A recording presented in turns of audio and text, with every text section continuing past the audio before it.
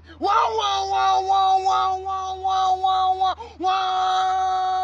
Hapo upande wa katikati niwekee mtu kazi ingia mzima mzima, defense midfielder mwenyewe Rodri mwenyewe. Halafu hapo katikati upande wa kushoto niwekee Babao piga shughuli safi ingia mzima mzima Joe Navas mwenyewe. Halafu hapo mbele hapo katikati attacking midfielder mwenyewe niwekee Babao piga shughuli safi ingia mzima mzima Tijani Reinders mwenyewe.